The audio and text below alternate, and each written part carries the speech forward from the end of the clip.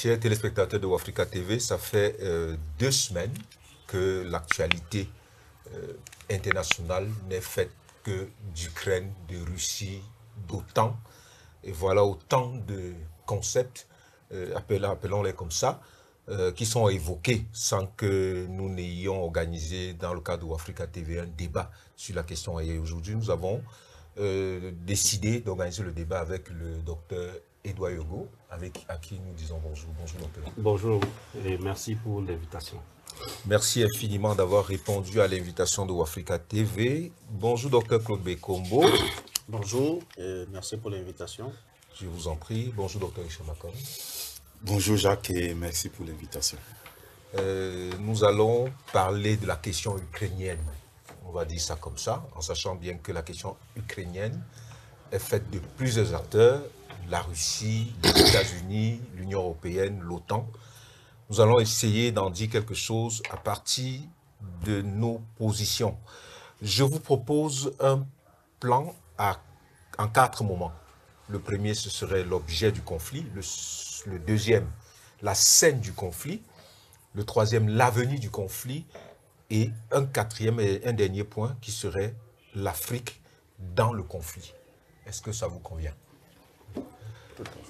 Docteur Edouard Yogo, je commence par vous. C'est vous le géostratège parmi nous. Nous allons parler de l'objet du conflit. J'ai bien envie d'entrer par une question. Vous entrerez comme vous voulez. Je voudrais savoir, est-ce que les accords de Minsk, il y a eu Minsk 1, Minsk 2, auraient pu empêcher le conflit? Bien, merci. Vous voulez dire que si les partis étaient arrivés au bout de la signature et tout le reste. Oui. Minsk n'est qu'une étape dans la trajectoire historique de ce que nous vivons aujourd'hui. Parce que, si vous le permettez, j'aimerais aller au-delà de Minsk. Très bien. Parce que pour comprendre les causes profondes de ce conflit, il faut s'inscrire dans l'histoire. Mais je vais essayer de commencer par l'histoire la plus proche, c'est-à-dire à partir de 1945.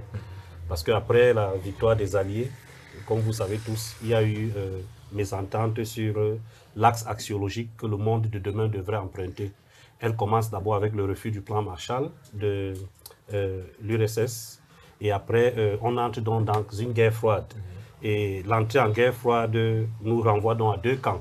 Comme on le sait tous, le camp capitaliste et le camp communiste. Le camp capitaliste étant donc dirigé par les 3 alliés qui restant, c'est-à-dire que la France, l'Angleterre et puis les États-Unis qui assuraient donc la coordination de cette division-là. Elle se matérialise plus tard à travers un certain nombre d'alliances militaires, notamment à travers l'OTAN. L'OTAN qui vient et puis la réponse est donc donnée 6 ans plus tard, en 1955, avec le pacte de Varsovie. Sauf que lorsque les 2 puissances, dont les 2 blocs se forment, ils s'érigent une entente orale. Je dis bien orale, où on demandait à l'OTAN de ne pas s'étendre vers l'Est. C'était la raison, c'est l'une des raisons fondamentales qui peut expliquer ce qui se passe aujourd'hui. L'OTAN, donc, dans sa poursuite hégémonique, n'a pas respecté cette condition orale-là. Alors l'OTAN a continué à se développer au point où certains pays qui étaient dans le pourtour et autour de la Russie sont entrés. Ils sont entrés, notamment la Pologne qui est un État important dans le pourtour russe. Parce que comme vous savez, je vous ai parlé ici de l'hégémon stabilisateur.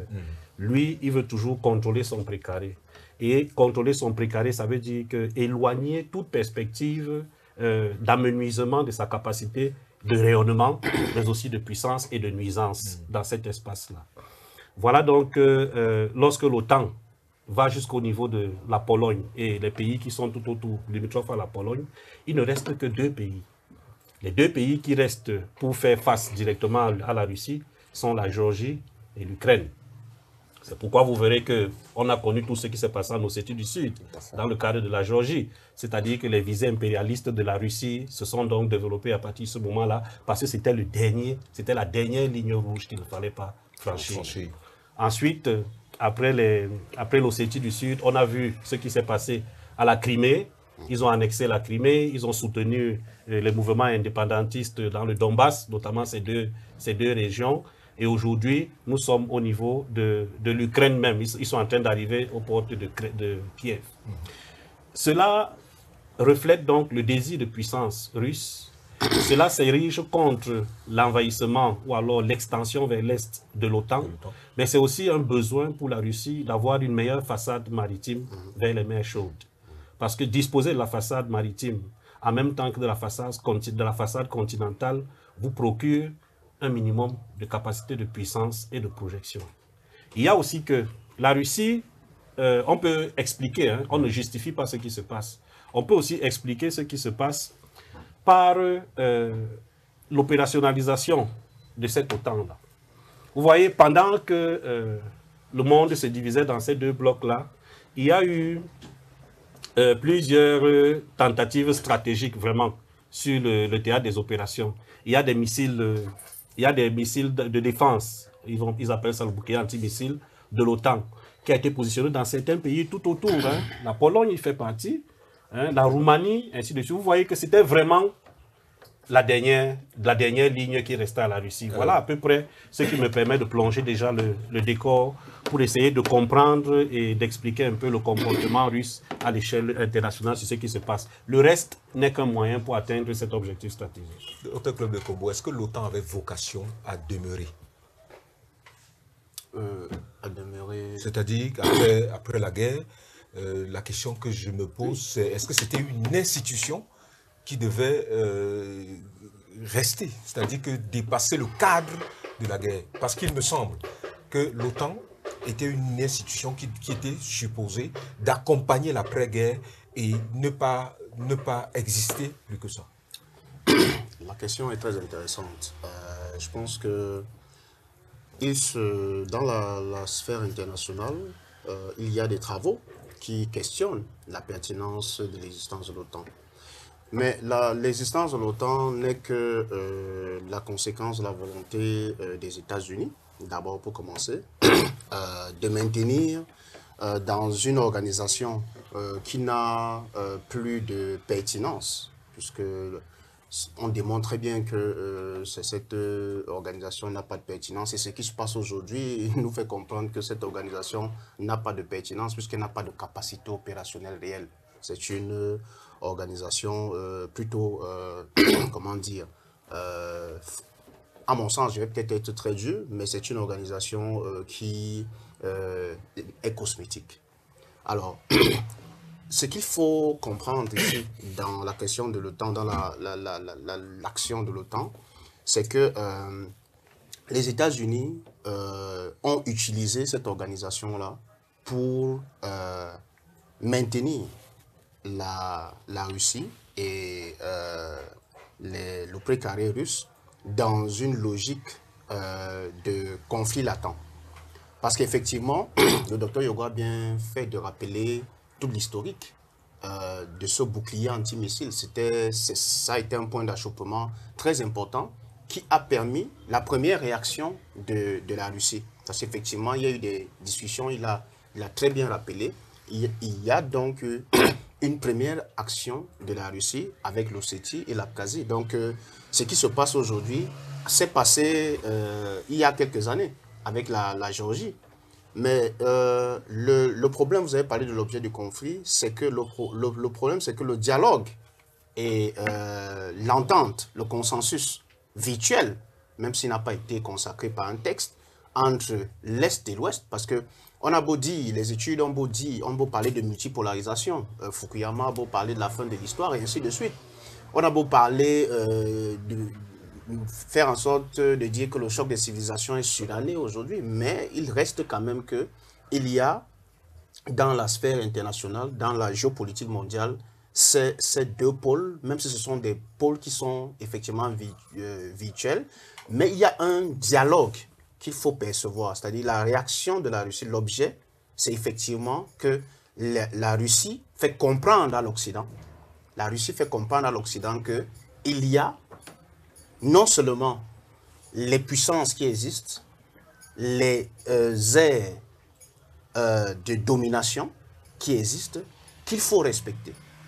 En fait, c'est cela, la réaction en gros. On peut aller dans les détails sur des choses précises, mais c'est un dialogue virtuel entre l'Occident, ce qu'on peut appeler l'Occident, pas dans le sens d'Edouard Saïd, qui parlait d'occidentalisation, mais ce qu'on peut appeler l'Occident, qui n'a pas réussi l'incorporation de la Russie dans ce bloc. C'est cette faillite de l'Occident à incorporer la Russie. Pas parce que la Russie n'a jamais, ou l'ancienne URSS ou la Russie, n'a jamais essayé de faire, d'avoir une discussion, d'avoir une entente avec, mais c'est cette attitude de méfiance, teintée de répulsion et de mise à l'écart de la Russie dans cette occidentalisation du monde excessive qui fait qu'aujourd'hui nous nous retrouvions dans cette posture, si on peut l'analyser théoriquement. Et c'est la raison pour laquelle effectivement on se rend compte que la Russie réagit aujourd'hui, parce qu'effectivement sur le terrain il y a non seulement au niveau de la réaction de l'ONU, de la réaction de l'OTAN, de la réaction même de l'UE. De l'UE, parce que, rappelez-vous, pendant le démantèlement, que Gorbatchev, le chef de la perestroïka, a fait une main tendue à l'UE. Il a voulu, mais il y a eu des réticences. Donc, comment voulez-vous opérationnaliser une cohabitation paisible, comme le dit la charte de l'ONU, dans des espaces où il y a des précarés? Ne nous voilons pas la face, essayons vraiment d'être rationnels avec ce qui se passe, parce que c'est des acteurs rationnels qui interagissent dans l'espace international. Donc, il y a la logique de précaré.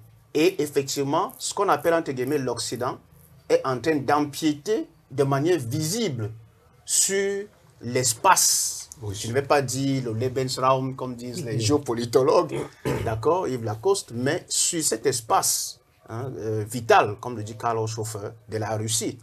Voilà, c'est un peu ce que je peux dire. Oui, je voudrais préciser une chose, c'est que si l'OTAN, si jamais l'OTAN avait une vocation pour s'éteindre quelques années plus tard, la suite des événements nous montre carrément le contraire. Avant la fin de la guerre mondiale, je parle de la Deuxième Guerre mondiale, on a eu deux théoriciens, des géopolitologues, qui ont pensé et expliqué ce que nous vivons aujourd'hui. Il y a eu d'abord un théoricien anglo-saxon, les deux sont anglo-saxons. Le premier, c'est Friedrich Ratzel, qui a évoqué ce qu'on appelle le Heartland, dans la division qu'il a eu à faire du monde. Et le Heartland, c'était ce cœur de la Terre qu'on retrouvait dans le bloc européen, qu'on appelait l'île du monde, l'île monde. Et il disait donc qu'il faut contrôler le Heartland pour contrôler l'île monde, et contrôler l'île monde pour contrôler le monde. Cela s'est donc matérialisé d'abord avec l'OTAN qui prend les pays de l'Atlantique Nord. Ensuite, on a eu l'OTAS, c'est toujours le pacte avec les pays d'Asie du Sud-Est. Parce qu'il faut bien voir comment la ceinture stratégique s'opère tout autour de la Russie. On a eu l'OTAS. Ça veut donc dire que les deux côtés, l'Est et l'Ouest de la Russie, sont contrôlés. Maintenant, il y a la ligne, l'intérieur qu'il faut aussi, les côtes intérieures qu'il faut contrôler. On a donc créé le pacte CENTO, qui inclut des pays comme le Pakistan, et l'ANZUS, qui inclut des pays comme la Nouvelle-Zélande et l'Australie.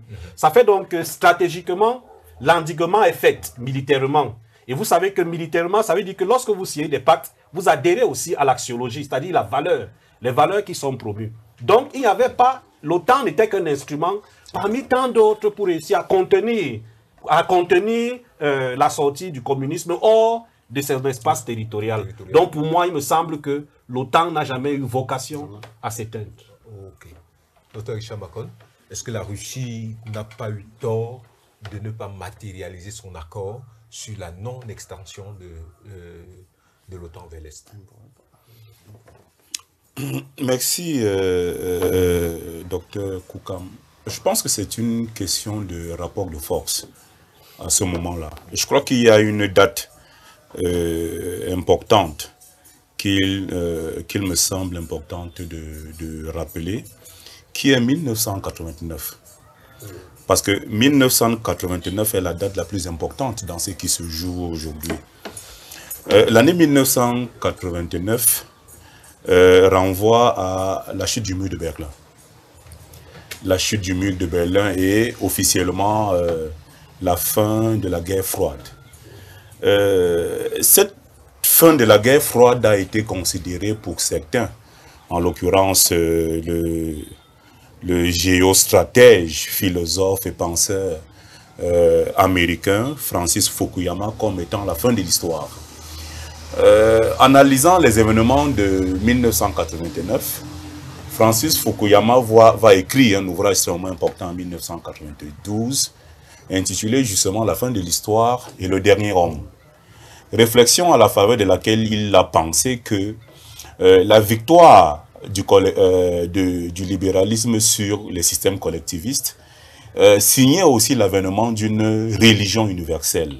C'était le libéralisme triomphant, avec à sa suite tout ce que nous connaissons, la démocratie, la bonne gouvernance, la protection des droits de l'homme, et que le monde entier s'acheminait donc vers une civilisation nouvelle, où les États seraient davantage unis, parce que partageant les mêmes valeurs de civilisation, et que sur les 8 civilisations enregistrées jusque-là, la civilisation euro-occidentale prendrait le pas, et une domination totale. Les autres civilisations secondaires ces civilisations de la périphérie donc, se verraient obligées de s'aligner sur la philosophie de cette civilisation devenue universelle parce que triomphante.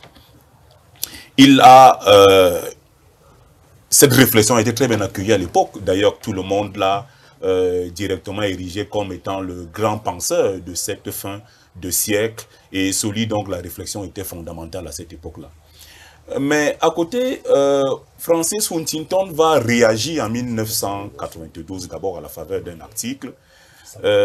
Samuel Huntington, pardon, va réagir à la faveur d'un article qui va faire bruit, parlant du choc des civilisations. Il va dire que non, attention, l'avènement de cette civilisation universelle n'est qu'apparente.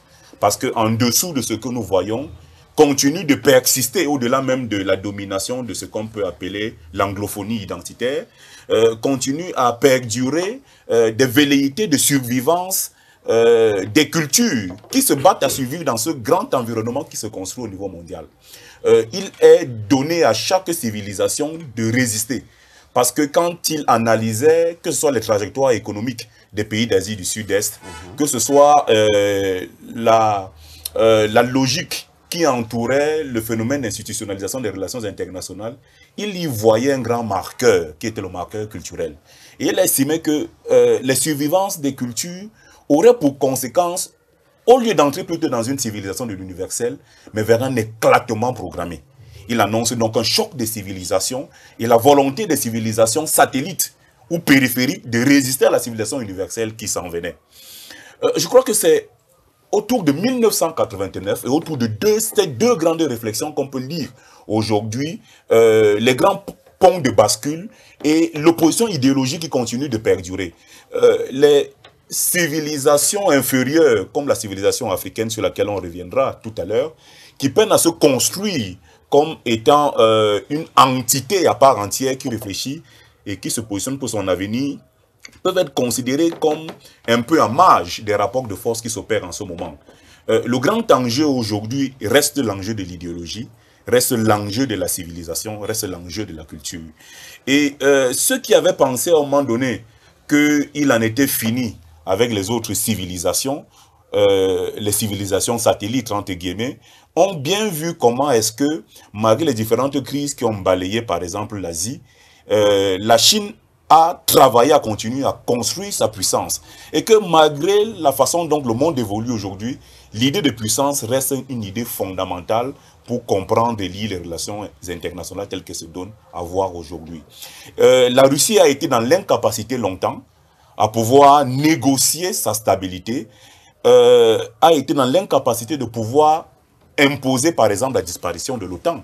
Le rapport de force n'était pas à son avantage. Au sortir de la Seconde Guerre mondiale, tout le monde sait très bien quelle était la situation économique et politique de l'URSS. On a vu comment est-ce que, même dans la construction, la reconstruction de l'Europe, par les institutions de Bretton Woods, à la faveur du plan Marshall, parce qu'en réalité, le plan Marshall qui a été pensé par les Américains, et les institutions financières qui vont se construire, elles vont se construire autour de l'idée d'assurer le monopole de l'Amérique sur le monde. monde. C'est pour ça d'ailleurs que beaucoup des pays aujourd'hui contestent la façon dont les institutions de Bretton Woods ont été structurées. Parce qu'en réalité, il y a une enrégimentation des institutions internationales pour être le vecteur de la puissance américaine, que ce soit la Banque internationale pour la reconstruction et le développement qui va devenir en réalité le grand groupe de la Banque mondiale avec la Société financière internationale. Elles ont été structurées pour consolider la puissance américaine. On a vu toutes les difficultés de la Russie d'entrer à l'OMC et tout le cadrage qui a été fait pour imposer finalement à l'URSS d'entrer dans l'économie de marché en respectant les règles de l'économie du marché qui sont des règles totalement inégalitaires qui profitent uniquement à ceux qui sont détenteurs du capital. Toutes ces batailles en réalité sont des batailles idéologiques, sont des batailles de puissance. Aujourd'hui, la Russie a réussi à construire à reconstruire progressivement sa puissance militaire et va utiliser la puissance militaire pour égaliser la puissance économique et toutes les autres puissances qui permettent de construire son influence sur la scène internationale. Pour finir, la Russie était dans l'incapacité de faire disparaître l'OTAN, mais aujourd'hui, même en étant dans l'incapacité de faire disparaître l'OTAN, elle va quand même imposer une nouvelle donne qui va imposer toute la scène internationale à réfléchir ou à opérer un nouveau recadrage, un nouveau rééquilibrage des rapports de force mondiaux. Est-ce qu'on peut espérer que dans cet avancement de l'occidentalisation du monde-là, la Russie peut être l'avant-dernier moment du combat? Parce que quand je dis avant-dernier, parce qu'il y a la grande Chine qui est derrière. C'est-à-dire que quand vous aurez battu la Russie, soyez sûr que vous avez 1,5 milliard d'habitants en face de vous. Justement, la grande question ici, nous sommes dans l'espace international. C'est un espace international qui brille par sa structure anarchique. C'est-à-dire que les acteurs, voilà, des acteurs qui sont disparates et il n'y a pas une autorité qui permet de structurer ces relations internationales. Donc, le micro-État, comme les îles Vanuatu, peuvent briller par leur capacité de nuisance. Vous voyez un peu ce que Ajuna Pajorai appelle la peur des petits nombres. Votre question est une question très intéressante. Elle renvoie à comment qu'est-ce qu'on fait quand Charles Kindleberger dit qu'il faut un hégémon stabilisateur pour faire en sorte que tous les autres acteurs suivent bienveillant, un hégémon stabilisateur qui soit bienveillant, pour que tous les autres acteurs puissent suivre parce qu'il est bienveillant et qu'on sait qu'il permet de garantir la paix. Est-ce que la grande question ici, c'est de savoir qu'a fait l'Occident, entre guillemets, de sa victoire? Est-ce que l'Occident a travaillé de telle sorte d'incorporer les autres potentiels puissances, entre guillemets, dans son bloc pour effectivement, comme le dit Charles Kindleberger, être l'hégémon stabilisateur? Les prises de parole du Dr Yogo, du Dr Macron vous font comprendre que non, il y a eu plusieurs rendez-vous que l'Occident a eu avec non seulement la Russie, mais il y a aussi le développement, parce que l'espace international est un espace anarchique, donc c'est un espace de concurrence où il n'y a que les acteurs rationnels. Dans l'espace international, ne vous leurrez pas. Tout le monde cherche la puissance, que ce soit la hard ou la soft power, c'est-à-dire que ce soit la puissance militaire ou la puissance douce, économique, culturelle ou ainsi de suite. Tout le monde est dans l'espace international dans la logique de rechercher la puissance, même si on ne l'affirme pas. Alors, vous parlez simplement de la Russie, mais il y a la Chine. Il y a d'autres pays, il y a ce qu'on appelle aujourd'hui les BRICS, il y a le G20. Il y a d'autres pays qui sont dans cette construction-là. Même si je pense que vous avez annoncé qu'on va parler de l'Afrique tout à l'heure, on y reviendra. Mais c'est cette logique-là. Vous ne pouvez pas, sur une longue histoire, le docteur Hicham Makonna a rappelé 1989, même si les historiens ne sont pas d'accord sur la date. Je vous laisse à vous les historiens la discussion sur 89 ou 91, mais cette date est très importante. Qu'a fait l'Occident des puissances? On va parler avec Hubert Védrine dans sa classification d'hyper ou de superpuissance, mais effectivement, s'il y a une hyperpuissance qui peut être considérée comme un hégémon stabilisateur, cette hyperpuissance ne doit pas ignorer qu'il a des superpuissances tout autour, qu'il faut au minimum incorporer pour avoir un facteur multiplicateur de force. Donc, pour ne pas rester dans la logique de la superpuissance qui domine et qui fait en sorte, qui assimile les autres.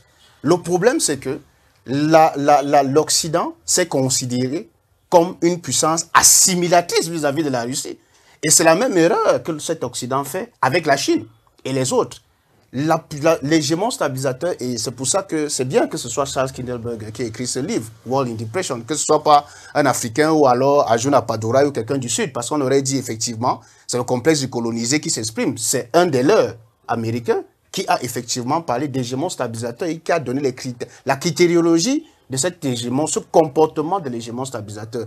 Ils n'ont pas écouté, autant qu'ils ont voulu écouter Francis Fukuyama uniquement, pour ne pas écouter Samuel Huntington. Ce qui est bien, c'est que ce sont des auteurs qui sont de culture occidentale, qui écrivent pour dire faites attention. Faites attention. Effectivement, aujourd'hui, on constate l'échec de la philosophie, de la gestion mondiale, de la gouvernance mondiale par l'Occident. C'est cet échec qu'on constate aujourd'hui avec le comportement de la Russie. Mais ce n'est pas, comme vous venez de le dire, il y a d'autres fronts qui sont ouverts. Pour l'instant, ce n'est que le front russe qu'on voit. Le front chinois est sur l'aspect économique. Il n'est pas sur l'aspect militaire. C'est pour ça peut-être qu'on n'en parle pas beaucoup. Mais je sais que dans beaucoup de vos émissions, vous en avez parlé. Sur cette guerre économique avec la Chine. On s'est rendu compte de cela pendant le Covid, qu'il y avait effectivement le monde de la Chine et le monde des États-Unis et qu'il pouvait avoir une conflagration à ce niveau-là. Le plus important maintenant, c'est que l'Occident, c'est une occasion pour l'Occident de se poser les bonnes questions et de ne pas continuer à perpétuer l'hypocrisie internationale, ce qui se passe au niveau de la Russie. On reviendra sûrement sur les discussions diplomatiques qu'il y a en ce moment pour savoir si nous sommes sérieux dans cette diplomatie mondiale ou alors si c'est la perpétuation de cette hypocrisie occidentale qui continue. Docteur Edouard Yogo, le temps allant très vite, on va rentrer dans la scène du conflit. Mais je veux poser une question d'entrée. Comment comprendre la facilité de l'Ukraine à se prêter au jeu de l'Occident? Est-ce qu'il y a une contrainte, surtout, de l'Ukraine par rapport à l'Occident? Non, il n'y a pas de... Avant d'y parvenir, je voudrais un peu terminer sur la dernière question tout à l'heure. Oui. Vous avez demandé ce qui se passe. Est-ce que ce n'est pas d'abord la Russie, après la Chine? Oui. En fait, ça rentre toujours dans la question de la scène. Philippe Hugon, c'est un géopolitologue qui a dit que la puissance de demain appartiendra soit aux États continentaux, soit aux unions régionales. La Russie et la Chine sont deux États continentaux. Oui. Sauf que pour que l'État continental puisse être une puissance, il faut qu'en tout point, il puisse être stable. Or, avec l'émancipation des peuples aujourd'hui, dans ces deux pays, dans l'avenir, il pourrait y avoir des problèmes. Donc, pour ces deux pays, la question fondamentale, c'est de se mettre ensemble. Et cela va nous amener encore à la question de savoir, demain, le monde de demain, sera-t-il encore unipolaire, bipolaire ou multipolaire? Ce que je veux dire, c'est que si la Russie certes, n'est qu'une étape, parce que disons que la puissance occidentale se fabrique au jour le jour. Et l'Occident, aujourd'hui, c'est juste parce que la Russie a déclenché un phénomène. Mais c'est une puissance qui se construit au jour le jour et fait face à ses ennemis quotidiennement. L'avenir du monde reposera sur la capacité, je veux dire la stabilité du monde ou l'équilibre du monde, reposera sur la capacité des États de l'Est à se mettre ensemble et à former une véritable union régionale d'ordre politique, économique, culturel et stratégique. Dans cette union régionale, j'y mettrai la Russie, la Chine, mais le concurrent de la Chine dans cet espace, c'est l'Inde aussi. Vous suivez, l'Inde aussi doit faire partie de cette union régionale et les autres pays de l'Est qui veulent bien les rejoindre. Et là, nous aurons la capacité de bien constater, parce que ça existe aujourd'hui, la fragmentation du monde. Aujourd'hui, il faut que nous puissions nous rendre compte qu'il existe un autre monde. Mais l'infodominance actuelle, comment je vais dire, le regain de l'infosphère par l'Occident nous laisse toujours croire. Et l'Occident fait véhiculer une image. Parce que vous savez, en relation internationale, Ce n'est pas l'image réelle qui compte souvent, mais c'est l'image perçue. C'est l'image que vous rejetez à l'extérieur qui compte. Et nous avons longtemps été bercés par une image de super ou même d'hyper-puissance qui est fausse et qui se prouve aujourd'hui. Quant à ce qui concerne l'Ukraine, non, l'Ukraine n'est pas dans une contrainte. L'Ukraine a un désir de s'échapper de la domination de l'envahisseur russe. C'est le problème de l'Ukraine. Et l'Ukraine veut rejoindre les autres États comme la Pologne qui trouvent en la démocratie un meilleur modèle. Ce qui n'est pas toujours vrai. Mais disons que l'Ukraine est un pays stratégique, à la fois pour l'Occident, mais aussi pour la Russie. Comme je vous expliquais tout à l'heure, c'est le dernier rempart pour la Russie. Comment imaginer qu'une hyperpuissance comme la Russie puisse admettre que des missiles, des systèmes de défense antimissiles soient positionnés aux confins de son territoire? Mais c'est atteindre la Russie en un jour. La Russie préfère que chacun dispose son arsenal dans son territoire et non à l'extérieur de son territoire. Que les États-Unis, la France, l'Allemagne le fassent chez eux, mais qu'ils n'utilisent pas d'autres territoires proches de la Russie pour pouvoir disposer et prédisposer leur dispositif militaire. Donc c'est ça le problème. L'Ukraine est dans l'entre-deux. En fait, idéologiquement, le président actuel, il est pro-russe, mais sachez qu'avant lui, il est pro-Occident. Mais sachez qu'avant lui, il y a eu des présidents pro-russes également. Et ça alterne dans ce pays. Aujourd'hui, nous avons juste un président pro... et c'est la démocratie qui pose problème, peut-être. C'est sûrement ça.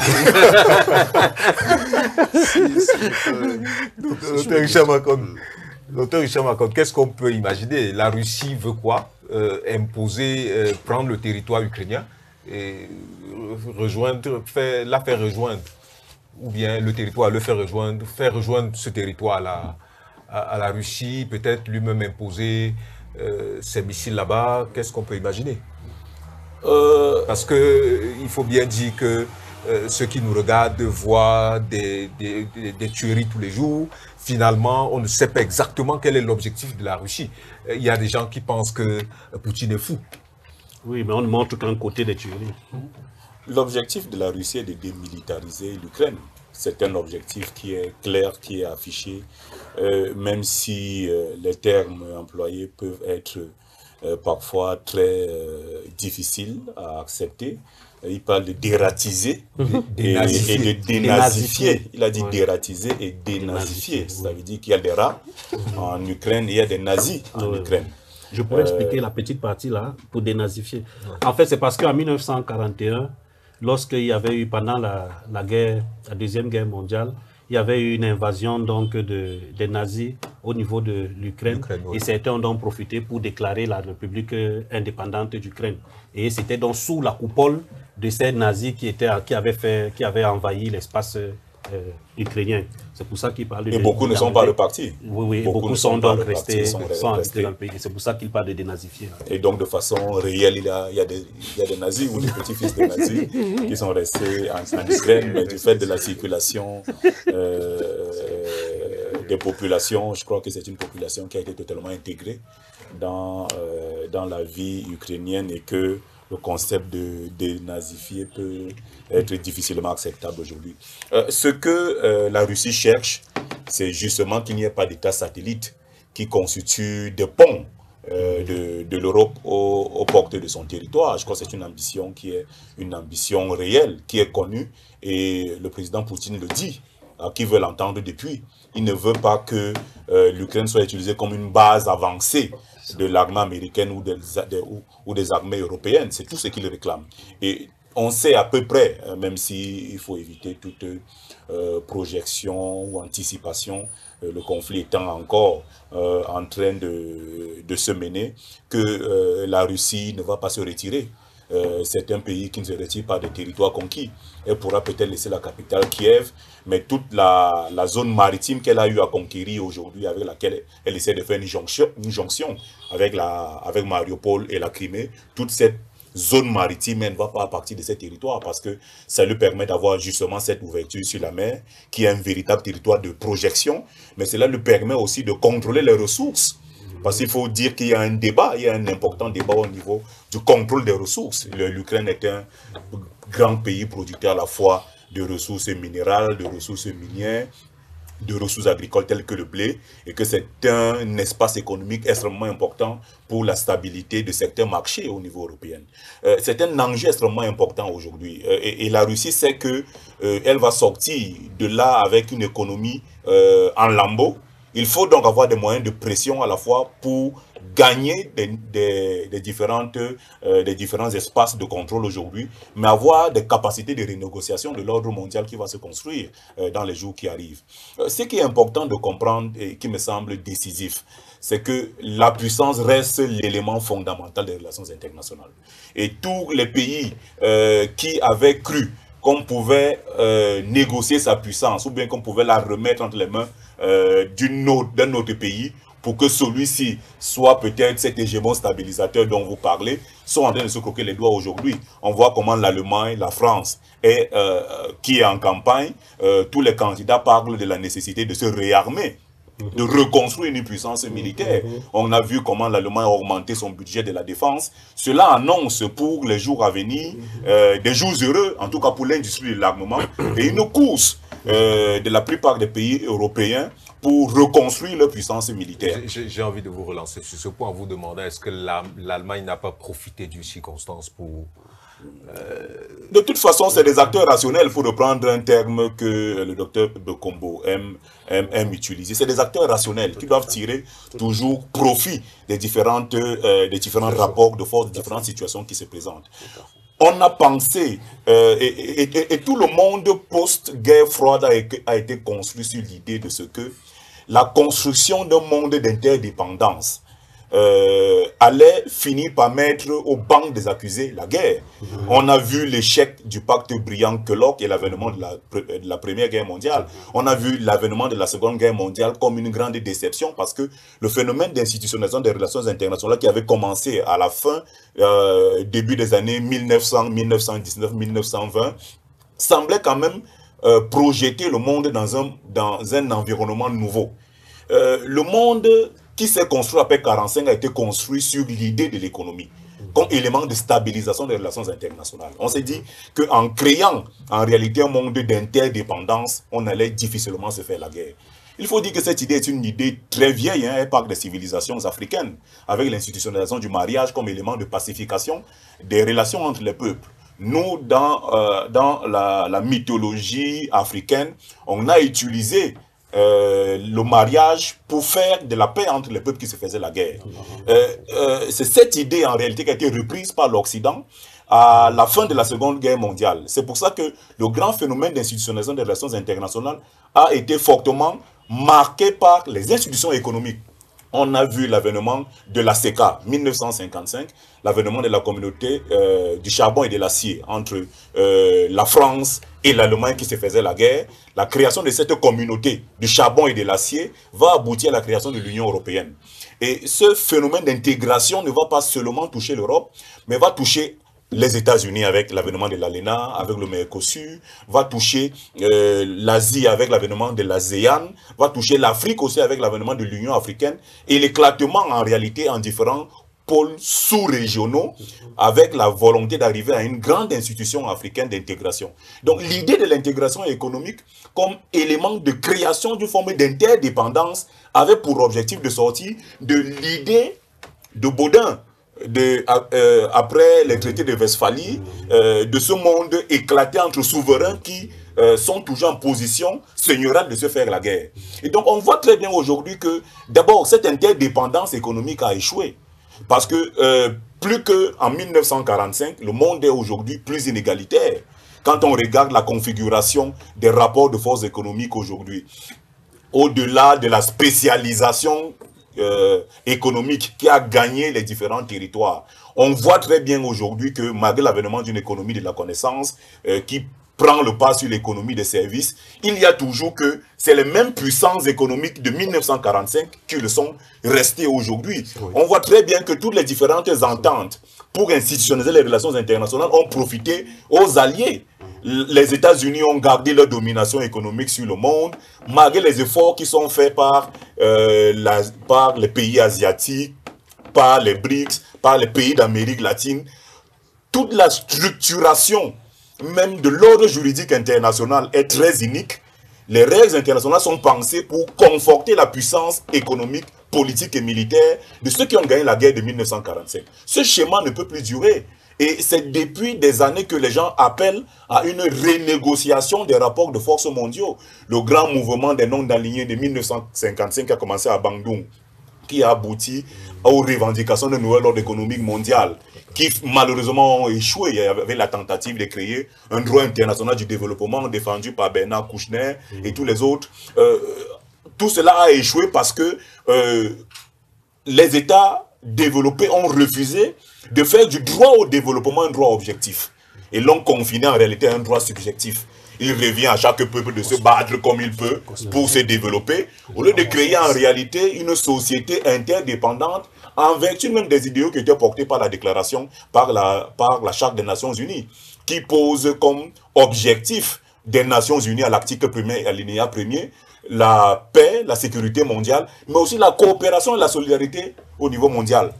L'aspect de la sécurité a peut-être été plus ou moins assuré avec justement votre hégémon stabilisateur, mais on voit bien que sur l'aspect économique, de solidarité économique, d'obligation de créer un cadre de convergence, de partage des richesses, des rééquilibres au niveau de l'accès aux ressources mondiales, cet aspect-là a totalement échoué. Et toutes les volontés, et regardez aujourd'hui les négociations de la Turquie pour entrer à l'Union européenne, on voit très bien que la volonté de conserver un bloc occidental fort, une société occidentale qui cherche à uniformiser le monde au lieu de créer un monde d'harmonie, cette logique de puissance demeure, est perdue, et c'est sur elle qu'en réalité l'éclatement dont parlait le docteur Hugo va finir par arriver. Parce qu'il y a des sociétés qui sont en train de monter en puissance, qui sont en train de monter en capacité intellectuelle, qui sont en train de renforcer le bloc culturel, et cela ne peut en réalité que nous amener à entrevoir une véritable société éclatée dans les décennies qui arrivent. La crise du Covid, je voulais sortir par là, a montré très bien comment la société internationale est fracturée, est divisée entre des sociétés qui ont pris une avance du point de vue scientifique et culturel, qui sont en capacité aujourd'hui, malgré quelques difficultés, à pouvoir soigner leur peuple, à faire face à certaines contraintes, et d'autres sociétés qui sont extrêmement fragiles, précarisées, que la moindre crise peut les plonger dans un état de défaillance. Il est important aujourd'hui de comprendre que le monde tel qu'il a été pensé au sorti de 1945 a échoué. La société de l'interdépendance n'est pas possible. Elle arrivera peut-être, mais il faudra qu'on fasse un certain nombre de réformes et de sacrifices qui permettent aux plus puissants de délaisser des aspects de leur souveraineté, de leur puissance, au profit de ceux qui sont plus faibles aujourd'hui. Que les hégémons ou les hégémons stabilisateurs tels qu'ils existent acceptent de peut-être pas troquer sa puissance, mais quand même jouer le rôle qui est attendu de lui, de cette puissance-là qui intègre. Parce que toute l'idée de l'intégration est construite autour de l'idée d'hégémon stabilisateur. Parce que quand on parle d'intégration, il n'y a pas d'intégration sans pays intégrateur. C'est pour ça d'ailleurs que la critique est faite souvent, pour ce qui concerne le Cameroun dans le cadre de la CEMAC, en disant c'est le Cameroun qui doit jouer le rôle d'hégémon stabilisateur et donc le pays intégrateur. C'est lui qui doit faire les plus grands sacrifices, les plus grands investissements, parce que c'est l'hégémon stabilisateur ou le pays intégrateur qui profite de plus en réalité de la mise en commun des ressources, l'avènement d'un grand marché, d'un marché unifié. Ce qu'on appelle le marché commun, profite d'abord à celui qui a la plus grande capacité de production. Et celui qui a la plus grande puissance, c'est celui qui profite le plus de l'intégration. Et donc, tant que les États-Unis ne vont pas le comprendre, on sera toujours dans cette configuration des pays puissants et des autres moins puissants qui cherchent à se défendre pour survivre. Dr Club Kobo. Oui, je voudrais ajouter quelque chose sur la scène du conflit. D'accord. Je voudrais juste ajouter quelque chose avant que ça ne m'échappe. Il faut sur la scène, il faut bien qu'on puisse mettre en perspective ce qu'on appelle l'Occident et les autres. Parce que l'Occident, c'est pas une réalité homogène et conforme. Vous avez l'Europe, oui. Vous avez les États-Unis, vous avez, c'est cela en gros l'Occident. Vous avez certaines puissances comme la Chine, qu'on ne peut pas classer dans ce bloc-là. Et vous avez la Russie, qui sont, pour l'instant, puisque ce n'est plus les communistes ou on ne peut pas identifier vraiment ce que leur posture économique ou intellectuelle. Voilà, donc ils sont dans ce que Battistella appelle dans cette multiple polarité. Mais il y a une constante, la constante des précarés. C'est-à-dire que l'Occident est en harmonie, même si ce n'est pas écrit. Il y a une constance des précarés que tout le monde respecte. Dans le bloc occidental, les États-Unis ont, avec la doctrine Monroe, l'Amérique du Sud, qui est le précaré. Et les îles tout autour Pacifique et tout, qui sont précarées. Que la Chine, de temps en temps, conteste. De temps en temps, la Chine et le Japon ont essayé, mais ils ont compris que c'est cela. Mais en fait, il y a un consensus au niveau de ce bloc de l'Occident sur le respect du précaré américain. C'est-à-dire que vous allez très rarement voir un pays de ce bloc occidental venir avoir des projections géopolitiques sur ce précaré-là. Vous avez dans ce bloc occidental la France qui a un précaré reconnu. Vous allez rarement voir, vous allez toujours voir qu'il y a une unanimité.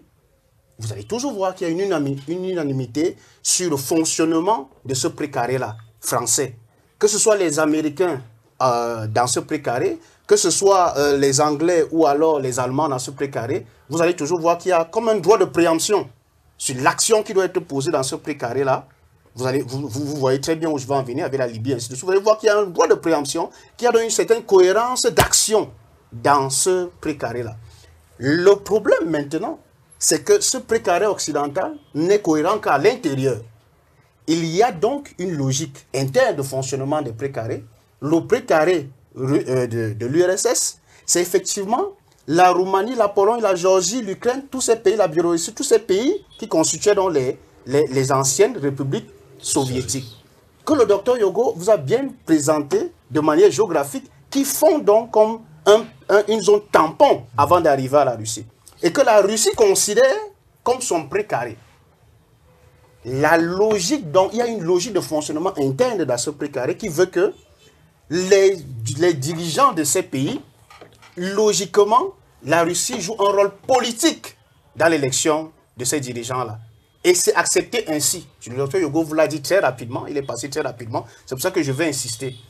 Puisque dans les autres précarés, les puissances qu'on appelle les hégémons stabilisateurs jouent sensiblement le même rôle, sans que ça ne fasse l'ombre d'aucune contestation ou revendication. Tout comme, et c'est la question que je voulais vous poser, tout comme lorsqu'ils décident d'aller libérer un pays, tout le monde l'accompagne. Les résolutions des Nations Unies accompagnent cela, en sachant que... C'est lié à ce que le docteur Macron disait tout à l'heure, c'est-à-dire que le système de Bretton Woods accompagne la logique occidentale. C'est l'axiologie. Quand j'ai parlé d'axiologie, c'est quoi? Le système de valeurs. C'est-à-dire que le système de valeurs, il se matérialise au plan militaire, mais aussi économique et financier.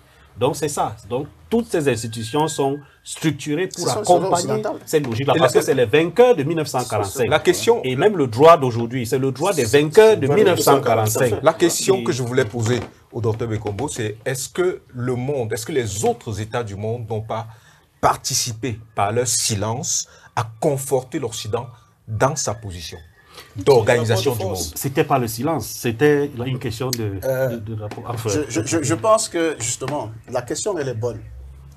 Elle est bonne, mais la réponse à cette question est claire. C'est que le système monde, et je vous l'ai dit dès ma première prise de parole, est un système anarchique. C'est un système où se déploient les rapports de force. Si vous n'avez pas la puissance de pouvoir imposer vos idées, vous êtes déployé dans ce système monde-là en utilisant les facteurs multiplicateurs de force. C'est-à-dire, le docteur Yogo vous a dit tout à l'heure. Vous pouvez donc faire des alliances faisant en sorte que vous ayez une surface géographique, économique et politique capable de prendre la parole. Au moins peser, vous revenez sur ce que j'ai dit toujours, au moins peser dans la discussion. Le docteur Macron vous a parlé des non-alignés, de cette posture de Bandung. Mais la parole est libre. Ce qui me gêne dans le comportement de beaucoup d'États, c'est la peur d'affirmer ses positions. Je suis content de ce qui se passe en Afrique aujourd'hui, je pense qu'on en parlera tout à l'heure. Au moins, il faut affirmer ses positions.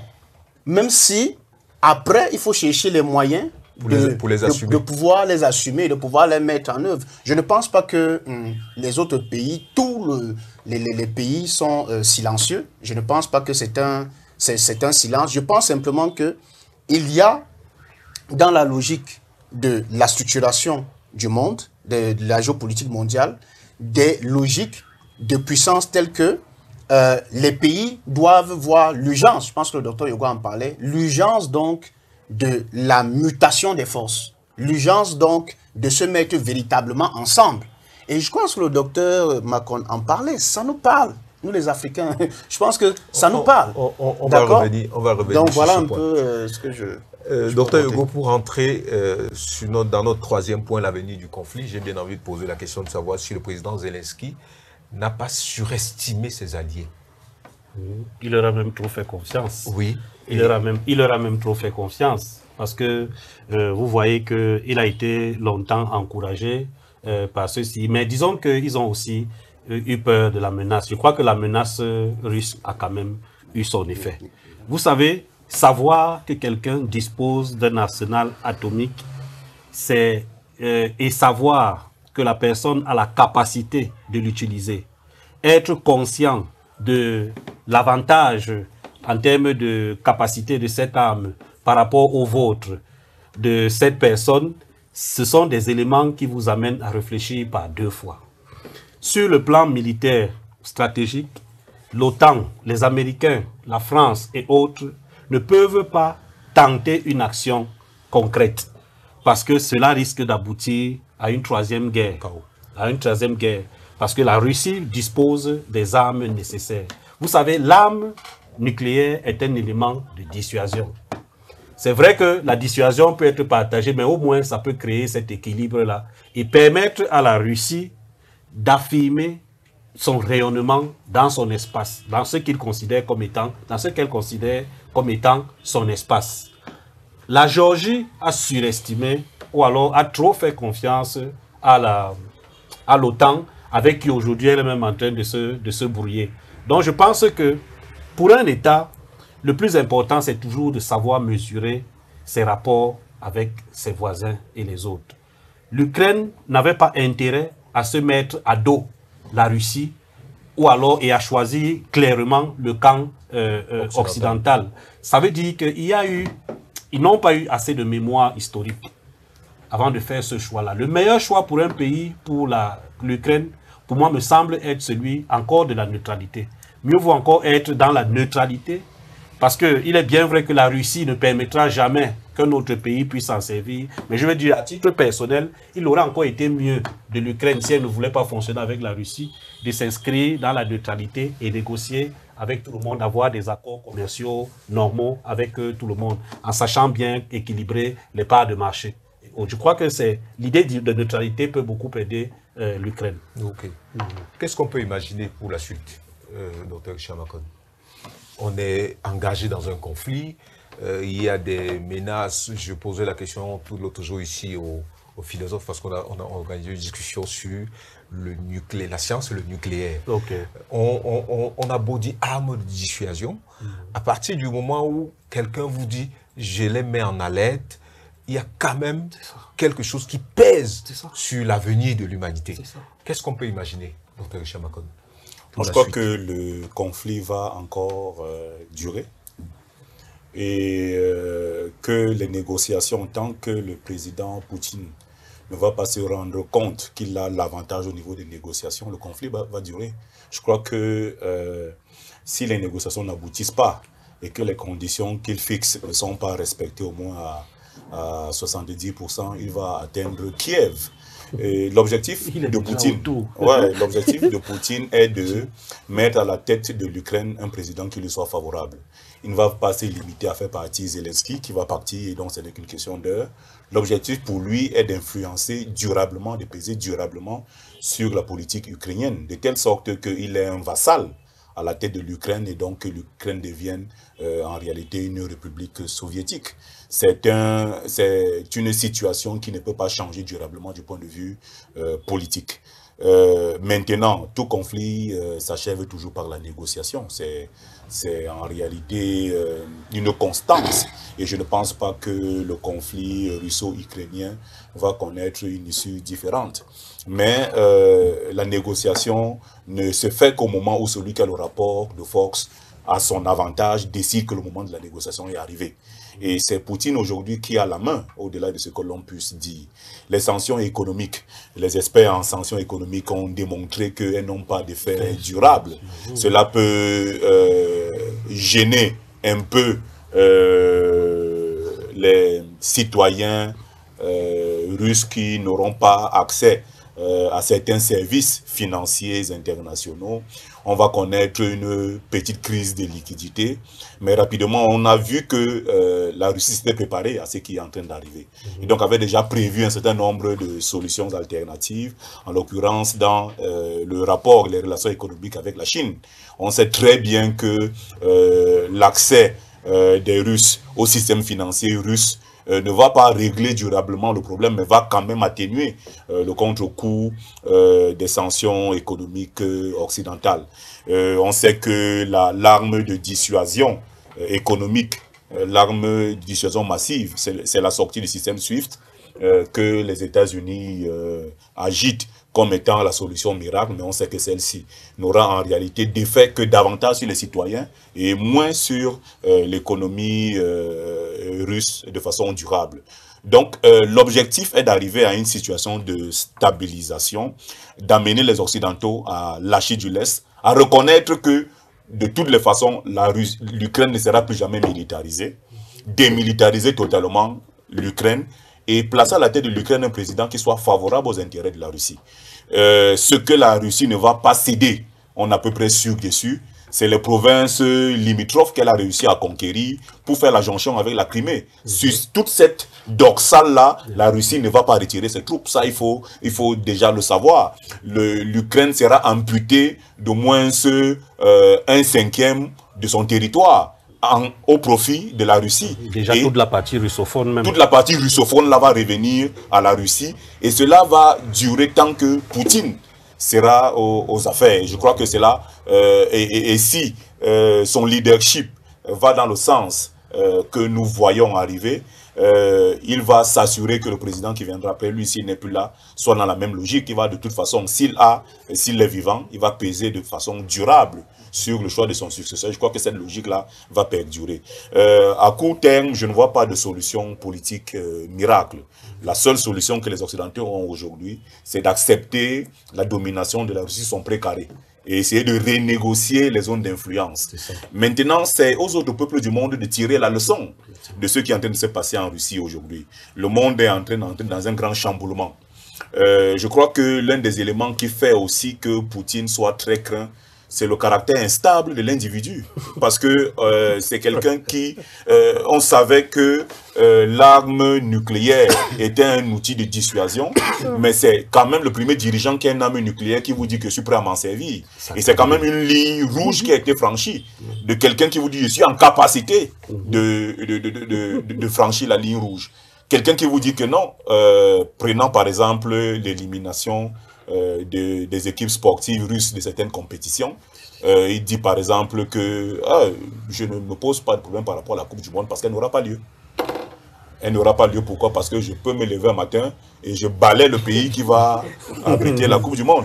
Donc quelqu'un qui tient ce type de discours vous plonge quand même dans une forme de psychose et tout le monde ne peut prédire ce qui va se passer dans les jours à venir. De toutes les façons, je crois que pour celui qui a la main dans une négociation, il ne la laisse pas. La Russie n'a aucun intérêt aujourd'hui à faire des cadeaux ni à l'Ukraine, ni à l'Union européenne, ni au monde occidental. La Russie doit imposer la logique qui est la sienne, car c'est même ça, en réalité, sa survie en dépend. Si aujourd'hui on sent un fléchissement de la Russie, cela ne sera pas son avantage. Il faut que la Russie montre sa capacité à s'imposer, à imposer une ligne qui est une ligne rouge à ne pas franchir pour défendre ses intérêts. Et c'est un bon signal qui est lancé même pour les autres présidents, que ce soit le président de la Corée du Nord, qui se joue là avec un très grand intérêt, qui comprend très bien que l'option qu'il a prise depuis longtemps, de doter son pays d'une arme nucléaire était la bonne option. Car c'est le seul élément qui te permet vraiment de passer des jours sereins sur la scène internationale. où l'Occident est dans une logique totale d'uniformiser le monde, d'imposer ses valeurs, d'imposer sa civilisation. Et moi, je reviens toujours sur la question de la civilisation qui me semble fondamentale. Et je pense que Huntington a eu une lecture extrêmement précise de la situation. Quand il annonçait la résistance du bloc islamique par rapport à la logique d'uniformiser le monde, on a vu qu'il avait raison. Quand il présentait la nécessité de comprendre que la démocratie ne véhiculait pas uniquement des valeurs positives, mais que derrière les valeurs qui étaient véhiculées par la démocratie néolibérale, il y avait une volonté de domination des peuples dans lesquels on vendait l'idée d'une démocratie comme solution à tous les problèmes.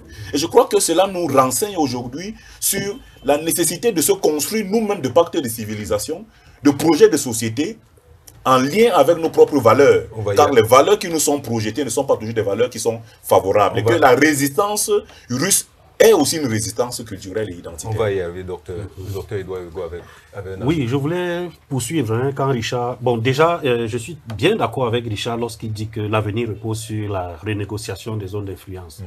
Parce que quand nous sommes les hégémons doivent s'entendre. Pour que le monde avance, il faut que ceux qui détiennent la puissance, ceux qui détiennent le monopole de la force puissent s'entendre. S'ils ne s'entendent pas, c'est le chaos. Autre chose, c'est qu'il a bien dit que la Russie s'est préparée. Oui, la Russie s'est préparée. Je prends un exemple. On a infligé quelques sanctions à la Russie. Mais la Russie a la capacité de vivre pendant 2 ans en autarcie, en important tout ce dont elle a besoin, avec une balance commerciale excédentaire, avec la dette, sans dette intérieure ni dette extérieure.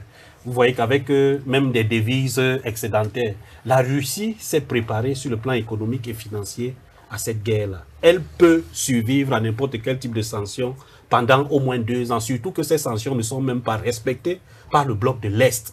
Avec la Chine, la Russie n'a aucun problème.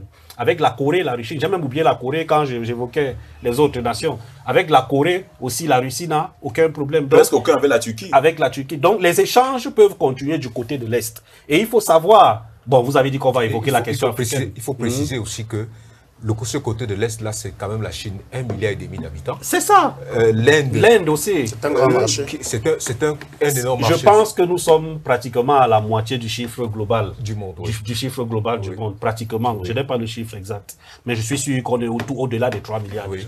Et avec l'Afrique qui s'abstient, oui. On peut donner une partie de 1,2 milliard. Oui. Oui. Donc je ne voulais plus continuer parce que vous avez dit qu'il y a l'Afrique tout à l'heure. Oui, sauf pour dire que maintenant l'opportunité est donnée aux autres d'observer et de comprendre ce que veut dire diversifier un partenariat et de comprendre ce que veut dire plusieurs mondes, plusieurs pôles. Parce que la question maintenant fondamentale, c'est d'identifier les meilleurs territoires, les meilleurs espaces, les meilleurs pôles de décision. C'est ça qui est important maintenant pour les autres pays qui ne peuvent pas s'exprimer jusqu'à ce niveau. Mais il faut comprendre que c'est toujours dans la solidarité qu'on peut s'en sortir. Docteur Claude Bekombo, un monde unipolaire, un monde, comment je peux l'appeler, unipolaire, un monde civilisé par la civilisation occidentale entièrement, on a envie de se dire, c'est tant mieux si la Russie peut résister. Parce que imaginons un instant que l'Occident parvient à conquérir. Ce serait finalement la fin du monde. Ce serait la fin du monde. Bon, on peut faire la futurologie, mais ce n'est pas un scénario qui va arriver. Okay. Ce n'est pas un scénario qui va arriver parce que l'espace international est un espace hétéroclite. J'ai essayé tout à l'heure de vous démontrer qu'à l'intérieur même du bloc que vous appelez bloc occidental, il y a beaucoup de choses qui se passent. Et que les moyens de revendication des acteurs dans l'espace international ne sont pas les moyens toujours institutionnels. Nous avons le terrorisme, nous avons beaucoup de choses qui se passent dans l'espace. Nous avons des formes d'expression des acteurs qui changent. Donc on ne peut pas avoir une seule lecture civilisationnelle, une seule manière de voir les choses. Je voudrais, avec votre permission, élaguer un certain nombre de préoccupations. D'abord, dans les éléments de langage, vous voyez très bien que ce qu'on appelle les cultures civilisées utilisent des termes comme nazi, vous avez entendu, comme dératisé et ainsi de suite. Et vous voyez donc que ça ne vient pas nécessairement de ceux qu'on considère comme des moins évolués. Vous voyez bien que dans toutes les études qui ont été portées, vous voyez que la tentation à la violence, le recours à la brutalité n'est pas nécessairement, ne vient pas nécessairement des civilisations dont les grandes études nous montrent que ce sont ces pays-là qui sont... sauf que le langage est différent en fonction de là où il vient. Oui, je pense que c'est ce que j'ai dit et je passe très rapidement parce que c'est pas ça l'objet. Alors dans l'espace international, il y a des acteurs, comme dit Ignacio Ramonet, qui se manifestent par leur capacité de nuisance, plus que par leur capacité d'action. L'arme nucléaire, la détention de l'arme nucléaire permet effectivement de pouvoir avoir un certain équilibre de force. C'est un équilibre de la terreur, si on peut l'appeler comme ça. Quand le président Poutine menace, ça ne veut pas nécessairement dire qu'il aura recours à cette arme-là. Mais c'est pour faire comprendre effectivement aux autres partenaires qu'il a la capacité d'aller jusqu'au bout de ses moyens. En ce qui concerne maintenant, puisqu'on est dans l'avenir... Il a déjà mis en alerte, c'est-à-dire que positionner l'arme est déjà orientée. Même Kim Jong-un dit que l'arme est orientée, mais il ne va pas. Ne vous leurrez pas, c'est effectivement... Alors, si on revient sur la logique des précarés, je voudrais finir parce que tout à l'heure j'ai commencé, j'ai été un peu interrompu pour dire qu'il n'y a pas de... on ne va pas reconstituer, on ne va pas négocier les précarés. Il ne faut pas avoir une vision, comment dire, une vision amoureuse des relations internationales. Les précarés sont établis. Et l'action de la Russie, je le disais tout à l'heure, c'est de faire comprendre au bloc occidental que la logique interne de fonctionnement de son précaré doit demeurer. Puisque la Russie ne vient pas intervenir dans la logique interne de fonctionnement du précaré français, ou du précaré américain. Non, elle le fait Permettez juste que je finisse. Permettez juste que je finisse. Je maintiens ce que je suis en train de dire. Elle le fait en Afrique. Vous voyez bien qu'il y a des réactions. Vous voyez bien qu'il y a des réactions. C'est pour ça que je suis en train de vous dire qu'il n'y a pas de... Les précarés existent. Il faudrait donc, dans la logique de la paix internationale, que les logiques internes... Je suis bien précis. Je suis bien précis dans ce que je dis. Je dis qu'il y a des logiques internes de fonctionnement à l'intérieur des précarés. Il y a des manières de fonctionner. Celui qui vient intervenir dans ce précaré ne doit pas menacer ces manières de fonctionner. J'espère que je suis bien clair, je suis bien entendu dans ce que je dis. Je ne dis pas que il faut... Que la Russie ne peut pas intervenir ailleurs que... Voilà, je ne dis pas cela. Je dis ce qui pose problème là, c'est que l'Occident a voulu venir intervenir dans la logique interne de fonctionnement du précaré russe. Très bien. Je pense que je suis... Vraiment, on va prendre le reste de temps pour parler de l'Afrique dans le conflit. Oui, je voulais juste dire que, bon, à la fin, il m'a calmé dans sa dernière phrase pour dire qu'en réalité, comme il a expliqué, c'est que le problème que nous vivons en ce moment, c'est qu'on est venu interférer dans l'espace considéré comme étant le précaré russe.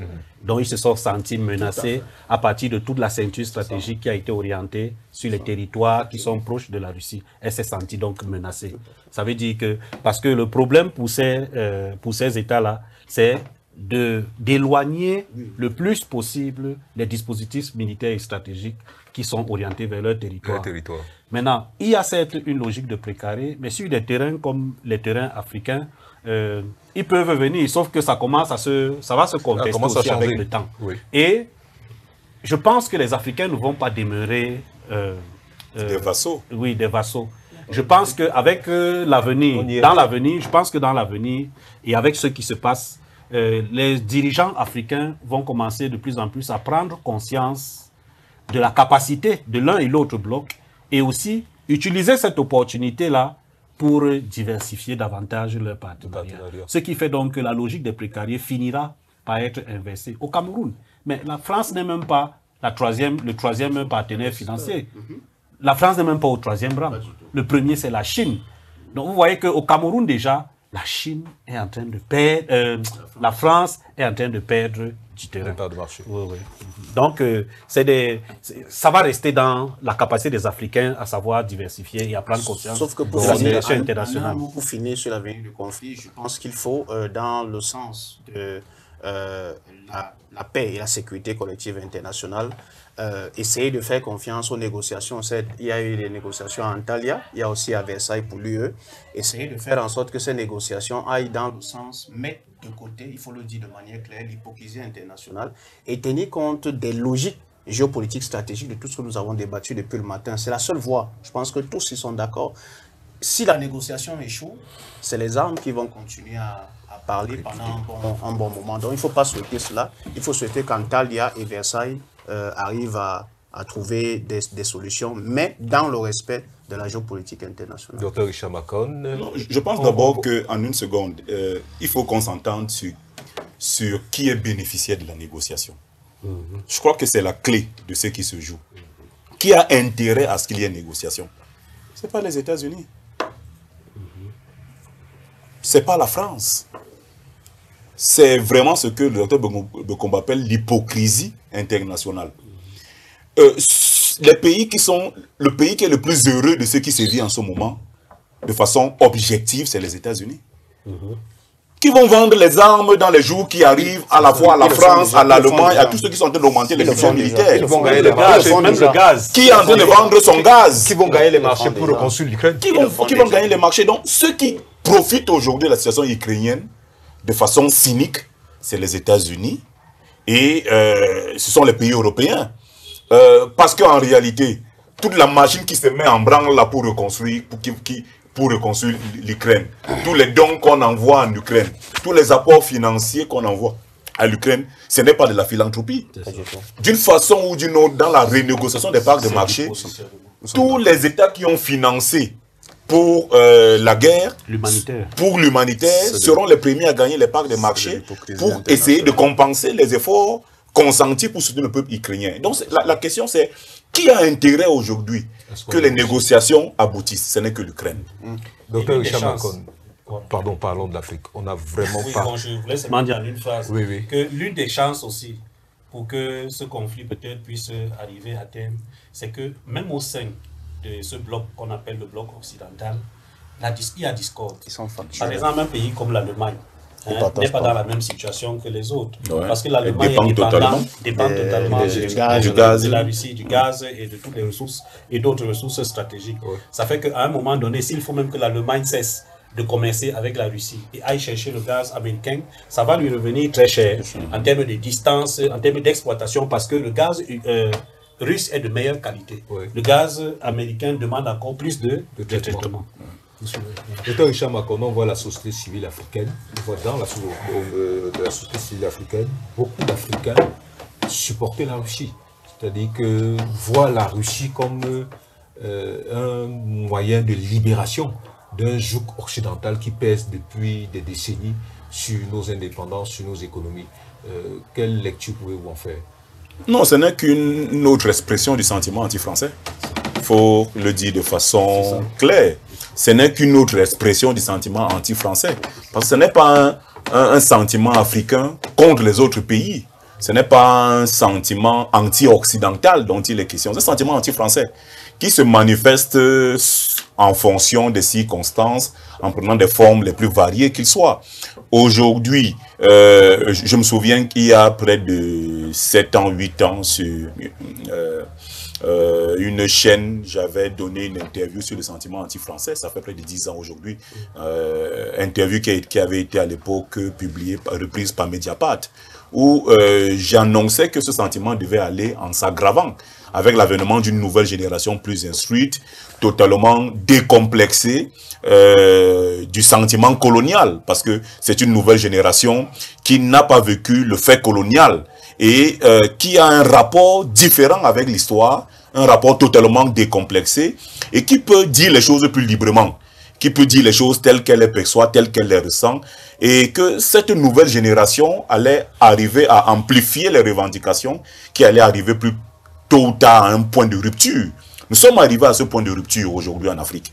Quand vous regardez l'attitude du président Touadéra, qui est un jeune homme de près de 50 ans, il a un rapport totalement différent à la France et qui comprend la nécessité de la diversification des partenariats.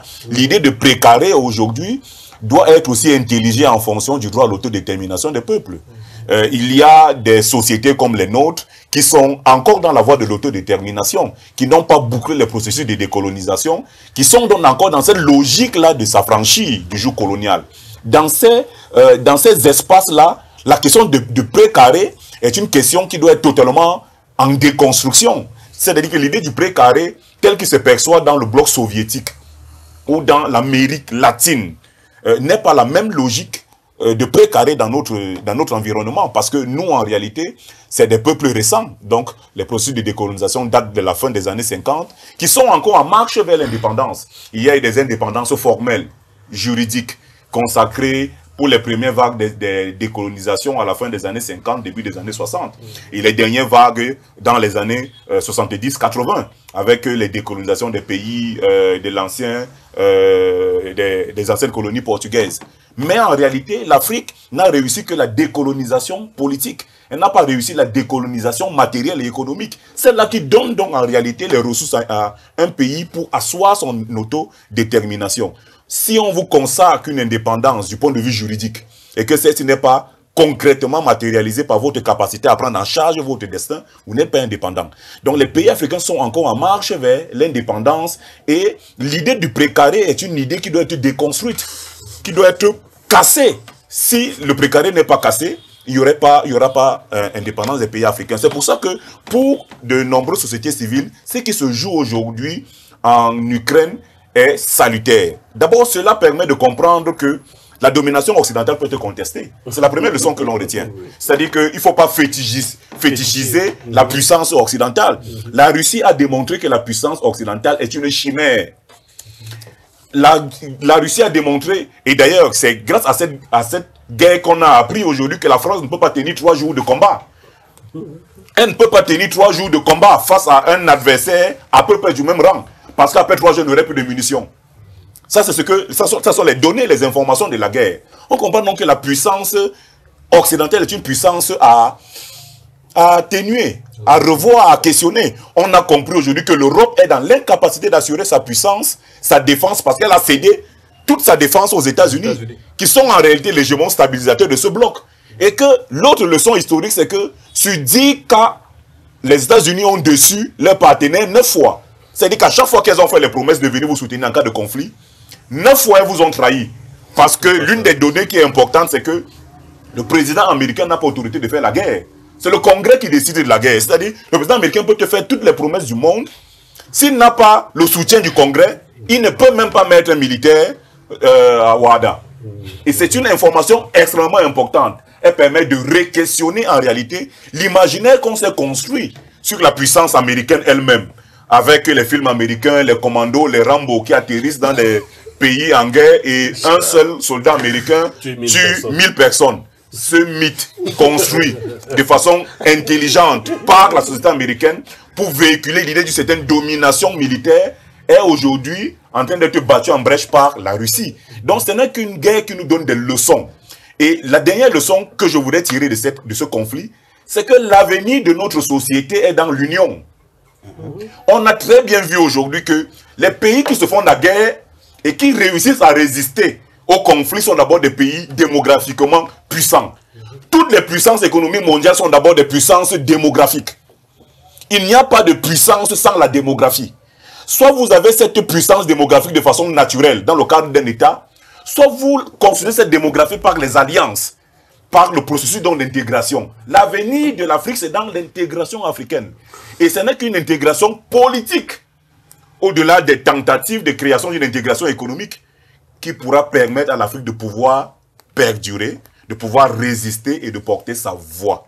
Sans cette intégration, l'Afrique ne sera pas en capacité, même si elle conteste dans la rue, de pouvoir imposer un rapport de force qui amène au moins la France à renégocier l'influence qu'elle a sur nos pays. Même si la fin du bloc de domination français, le précaré français n'est pas pour aujourd'hui. Mais quand même être en capacité de renégocier l'influence que la France a sur nos territoires, cela ne peut se faire que si on réussit à construire des synergies, tant au niveau sous-régional qu'au niveau régional. Docteur Globo, comment vous lisez l'abstention de nos pays lors du vote aux Nations Unies? C'est une constante. C'est une constante des pays africains. Moi, j'ai du mal à dire l'Afrique. Parce qu'effectivement... il y a les Afriques. Tout à fait. C'est effectivement cette construction épistémologique qu'il faut déconstruire nous-mêmes. Parce que quand on dit l'Occident, on vient de voir, l'émission a permis de montrer que l'Occident n'est pas un bloc homogène.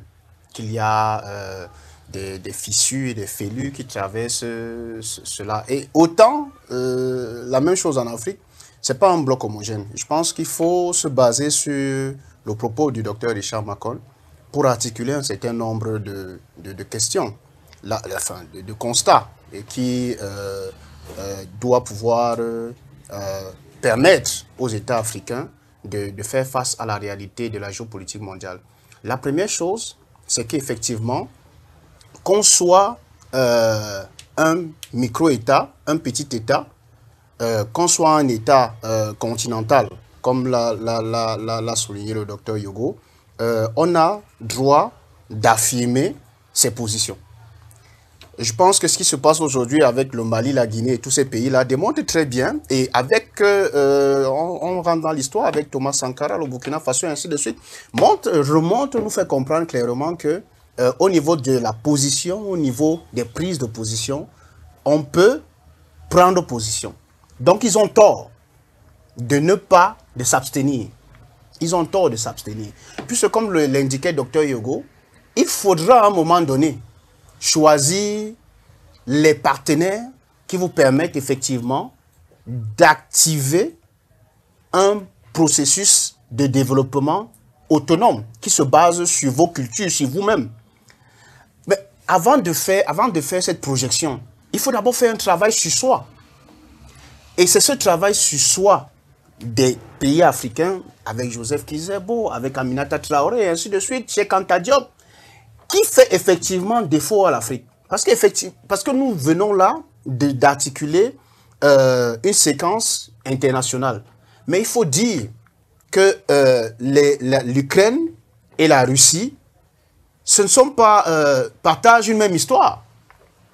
Il y a une histoire qui est partagée. Il y a une histoire qui part de l'époque des tsars, qui aujourd'hui fait en sorte que la Russie sait pourquoi elle est en guerre. L'Ukraine sait pourquoi la Russie s'oppose à ce positionnement-là. La logique des précarés en Afrique, je crois que le docteur Macron l'a dit, et c'est quelque chose qui est très important. On ne peut pas nier la logique des précarés. Mais ce qu'il faut faire avec une urgence particulière, c'est de remettre en cause la logique de fonctionnement interne de ce précaré.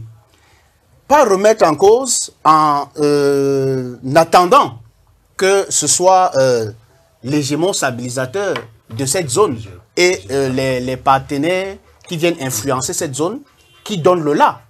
Le là peut donc être donné par cette Afrique elle-même, en se structurant, en comprenant effectivement que en y allant chacun par une initiative privée, c'est voué logiquement à l'échec. On voit très bien, l'Ukraine a appelé l'OTAN, a appelé l'Union européenne à intervenir. On comprend donc très bien que effectivement la logique de puissance, il ne faut pas être dupe, est une logique d'accumulation de force ou de partenariat stratégique. Les pays africains doivent donc croire, comme l'a dit Richard Macon, à l'intégration. Mais l'intégration politique, je veux simplement ne pas être trop d'accord avec lui. L'intégration politique, moi, je ne la vois pas beaucoup. Je suis désolé de le dire, je ne la vois pas beaucoup.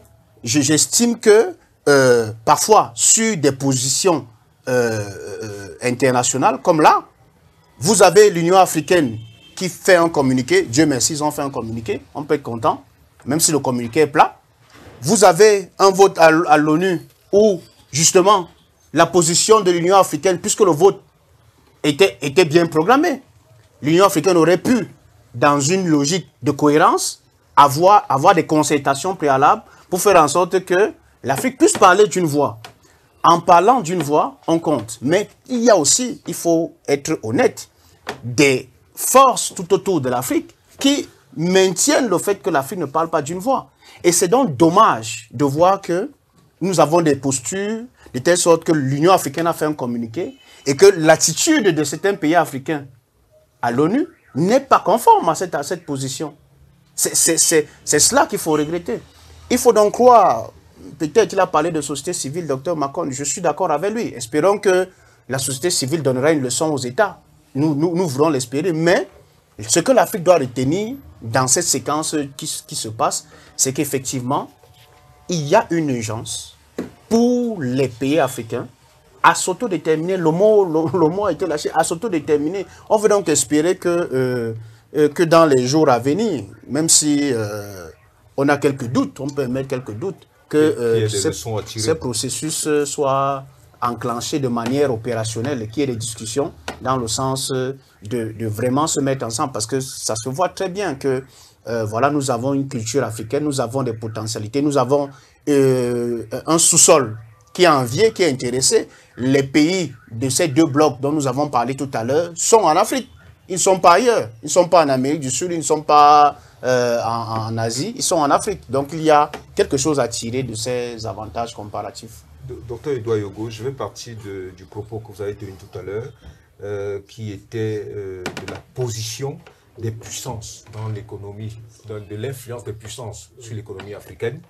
Et remarquez quand même que beaucoup d'Occidentaux retorquent que le fait que la France et les pays européens les pays occidentaux perdent pied dans le financement, dans le gain des marchés en Afrique, c'est davantage parce qu'il y a une exigence de valeur, une exigence axiologique qui accompagne les prêts ou bien les financements ou alors l'investissement. Que dites-vous? Donc du coup, ce n'est pas parce que le prêt chinois ou bien le financement chinois est plus alléchant, mais c'est davantage parce que nos chefs d'État, dans des postures, dit-on, antidémocratiques, ne veulent pas prendre des engagements, ils veulent avoir des prêts libres. Bon, ce que je peux dire, c'est que c'est vrai, il y a longtemps, l'Afrique avait un regard tourné d'un seul côté, un peu comme un éléphant. Vous savez, quand l'éléphant se couche, et s'il tombe sur le côté droit, il ne peut plus se retourner de l'autre côté, comme disait le professeur Touda l'une de ses interventions. Donc l'Afrique a longtemps été comme un éléphant qui se couche et qui n'arrive plus à se retourner pour regarder de l'autre côté. Mais avec l'émergence de la Chine comme l'une des premières, d'ailleurs la première puissance économique aujourd'hui, les choses ont un peu changé et surtout elle a su aguicher les Africains à partir de ces taux d'intérêt qui étaient même presque quasi nuls carrément et puis toutes les conditions favorables qui accompagnaient cela. Mais ce n'est pas seulement la seule raison. L'Afrique aujourd'hui a un sentiment anti-occidental qui l'habite et dont elle cherche des voies pour faire exprimer pour le faire exprimer. La Chine a été une opportunité et ce qui se passe aujourd'hui devrait être une seconde opportunité pour les Africains de comprendre, non pas de cesser de commercer avec l'Occident, mais de davantage diversifier. L'Occident doit être un des partenaires parmi tant d'autres. Dans ma façon de voir, c'est dans la diversification avec tous ces acteurs qu'on peut trouver la meilleure opportunité. Parce que c'est quand vous avez plusieurs, même quand nous allons au marché, on vous fait plusieurs offres, vous allez chez le meilleur offrant. Donc il me semble que première des choses, il faudrait que l'Afrique insiste là-dessus. La deuxième chose, c'est que l'Afrique a besoin de son autonomie stratégique, qui est donc culturelle, politique, économique, stratégique et autres. L'Afrique a besoin aujourd'hui de se voir départir de toutes les conditions endogènes et exogènes qui l'empêchent d'être libre dans ses orientations stratégiques, comme la France-Afrique. Ce sont des choses qui doivent disparaître. Donc, il appartient aux Africains de prendre conscience de l'opportunité offerte par la situation d'aujourd'hui. D'ailleurs, avec ce qui se passe aujourd'hui, elle devra prendre conscience d'un certain nombre de problèmes qu'elle traverse. Le financement de son développement, le financement, la lutte contre le terrorisme, et le financement de la stabilisation, c'est-à-dire que la lutte contre le terrorisme lui-même. Donc voilà, il me semble, quelques pistes pour que les Africains aujourd'hui puissent prendre conscience déjà de la nouvelle responsabilité qu'ils auront. Parce que si le conflit perdure, ça va être réduit. Vous voyez, voilà. Merci infiniment, docteur Edouard Yogo. Un dernier mot. Oui, un dernier mot par rapport à ça pour conclure. Oui. Il y a urgence d'affirmer une identité. Pas dans le sens d'Amin Malouf ou les identités complexes, mais je veux dire que l'Afrique a besoin d'affirmer une identité, de construire d'abord son identité. Le problème en Afrique, c'est que il y a cette disparité géographique, cette hétérogénéité qui fait que nous n'arrivons pas à nous parler. il faut que l'Afrique se parle. Avant de pouvoir parler aux autres, l'Afrique doit d'abord se parler, donc construire cette identité-là. Et l'identité africaine n'est pas si complexe que ça. Nous avons des études, nous avons des travaux qui nous montrent que nous avons un commun. Nous avons quelque chose ensemble qui peut nous permettre de construire. La logique stratégique, même la construction de ces complexes-là, ne peut se faire que quand on partage quelque chose en commun. C'est pour ça que je disais tout à l'heure que la Russie, ce que la Russie fait, c'est normal que la Russie le fasse parce qu'il y a une histoire qui est adossée à cela. Ce que l'Occident fait aujourd'hui, je crois que le docteur Yogo l'a dit, c'est une construction historique. L'Afrique doit rentrer dans cette construction. Cette identité africaine-là doit être construite, doit être encadrée pour faire en sorte que l'Afrique doit se projette sur l'international. L'Afrique doit d'abord commencer à se parler à elle-même avant de parler au monde. Chers téléspectateurs, nous faisons quand même en tant qu'Africains 1 milliard et 200 millions d'habitants. C'est les chiffres qu'on avance aujourd'hui. Donc, du coup, de quoi faire un bloc suffisamment solide pour aller à ce combat. Et ce combat ne peut se mener que par nous, nous qui allons vers la connaissance, qui suivons des entretiens constructifs, qui lisons des ouvrages, qui allons faire l'école pour être les meilleurs et les meilleurs. C'est le dessein de notre chaîne et nous vous remercions en remerciant le docteur Chamakon pour l'échange. Merci docteur. Merci beaucoup. Merci docteur Douago. Merci docteur Douago. Merci infiniment de nous accompagner dans ce processus de libération de l'Afrique. Et à très bientôt sur Africa TV. N'oubliez pas de vous abonner parce que chaque fois que vous vous abonnez, c'est notre Afrique qui gagne. À très bientôt sur Africa TV.